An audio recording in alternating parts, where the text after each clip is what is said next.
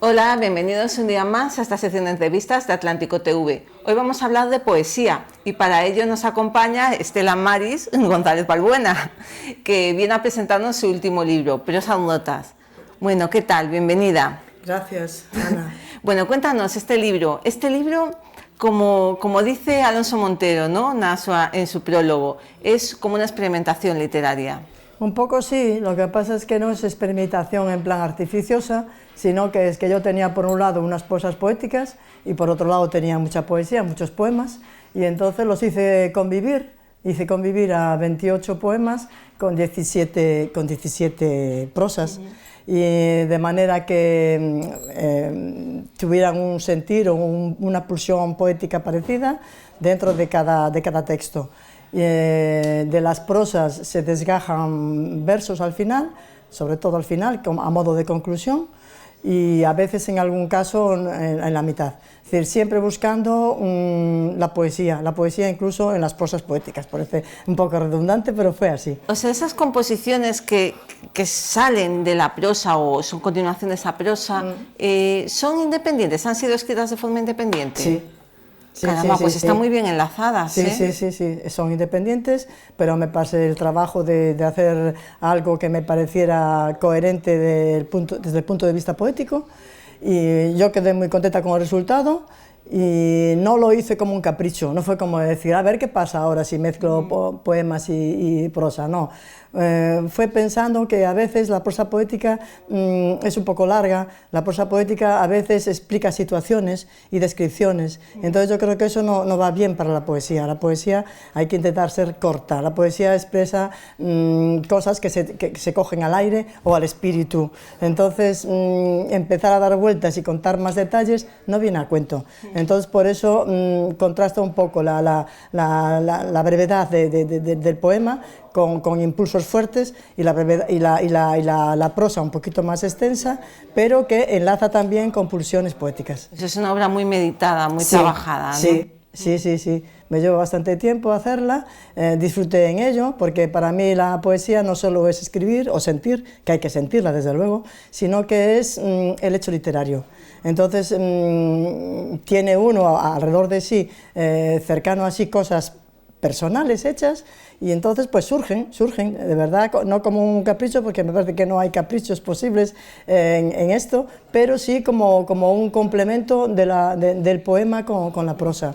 El libro está distribuido en distintas partes, ¿no? Una parte más de sentimientos, más emotiva, más lírica, otra más social, otra incluso dedicada, con poemas dedicados a una gente que conocemos mucho, como Carlos Oroza, como Sales. O Lorca. Son tres partes, es decir, cada uno que haga los libros como le dé la gana. Yo no concibo un libro sin partes, yo no lo concibo, porque me ordena a mí y ordena también lo escrito. Entonces una parte, la parte que tiene más poemas es emoción, la siguiente parte es en la urbe, porque cantidad de poemas y de prosas salieron aquí, en esta urbe que es Vigo, observando o oyendo a un peatón que se para conmigo y que empieza a hablar bla bla bla bla bla bla bla bla, y que yo casi no abro la boca, y cuando voy a abrir la boca se va. Entonces eso llego a casa y rápidamente me sirve de texto, de inspiración, y tengo que hacerlo en un momento para que no se me olvide.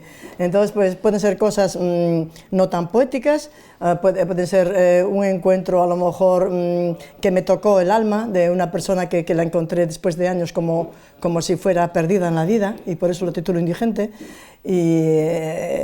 Bueno, hay también composiciones un poco polémicas, como la de Aquellas mujeres, ¿no? Lo sé, sí. He preguntado a alguna feminista, no digo el nombre, que qué le ha parecido eso, y no se escandalizó demasiado, pero sí puede haber una crítica ahí en relación a eso. Eso es el texto más antiguo que tengo de todo el libro, es decir, todo lo que está aquí escrito es del siglo pasado, estamos en el siglo XXI, del siglo XXI, pero esta es más atrasada, claro, porque es de vivencias en las épocas de estudiante en la Universidad de Santiago. Y entonces a veces la mente y el corazón recuerda cosas, y al recordar las cosas yo lo que sentí fue eso. Entonces a mí, que me critiquen, no me importa, pero fue eso lo que yo sentí. Claro que el 100% de las mujeres no era así la situación y la experiencia, pero es parcialmente un tipo de mujeres que se manifestaban al lado de sus líderes en la época de los 70. Sí, sí. Con la poesía y con la prosa, ¿se pueden saldar cuentas? Sí, sí.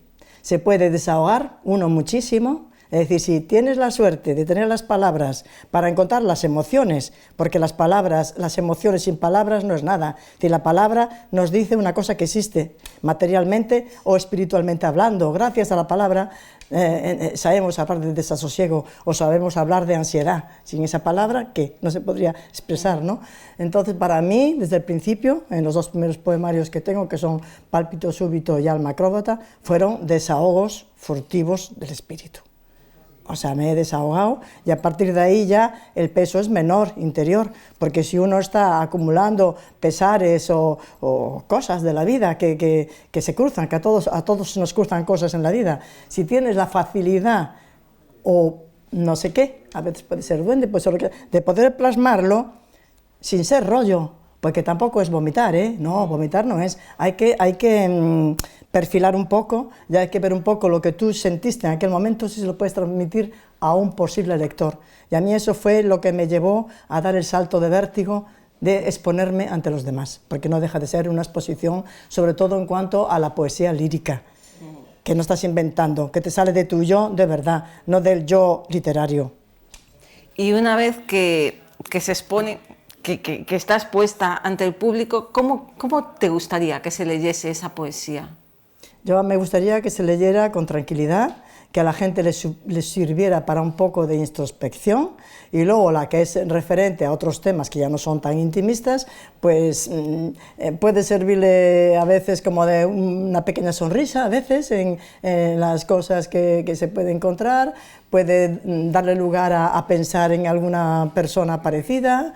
O sea, yo creo que la poesía es sensibilidad mucha y pensamiento también. La poesía sin pensamiento es sensiblería. La sensiblería para mí no es poesía. Entonces tiene que ser sensibilidad y pensamiento.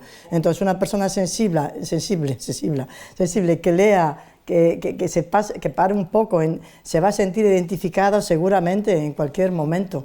Entonces para mí lo importante es la identificación con un posible tercer o cuarto lector. ¿Y en voz alta o en voz...? Yo, para mí, la poesía es introspección, es sin voz baja, pero ahora, como se tiende mucho a recitar en oral, pues antes de publicarlo, claro que he leído todo en alto, por si acaso había alguna cosa que me chirriaba o que me quedaba como muy desigual, pero yo creo que hoy en día que se oye tanto la poesía oral, que está muy bien, porque transmite en el momento y llega en el momento. Ya se hace un performance, ¿no?, poético. Está muy bien, pero al llegar a casa, la continuación es leer. Si no todos los poemas de esa persona que acaba de recitar, por lo menos 2 o 3, porque cambia un poco, es decir, una cosa, incluso cambia mucho, porque incluso a la hora de recitarlo, a veces hay alguna palabra que no entra bien, entonces incluso se puede saltar y no pasa nada. Sin embargo, yo para mí, que fui siempre lectora en silencio e introspectiva, a mí me aportó muchísimo esa lectura. Yo soy heredera de poesía francesa. Yo al principio, cuando no era capaz, era incapaz de expresar mis emociones, las veía reflejadas allí escritas en cualquier poema. Y decía, qué bien entiendo esto que están diciendo, qué bien lo entiendo porque lo siento, pero yo no era capaz de ponerlo yo, porque muchas veces tenemos trabas a la hora de manifestarnos, tenemos trabas, tenemos... Muy bien. Bueno, pues Estela Maris, muchísimas gracias por haber venido, por compartir estos momentos con nosotros y este concepto de poesía también. Gracias a vosotros por haberme invitado aquí. Gracias.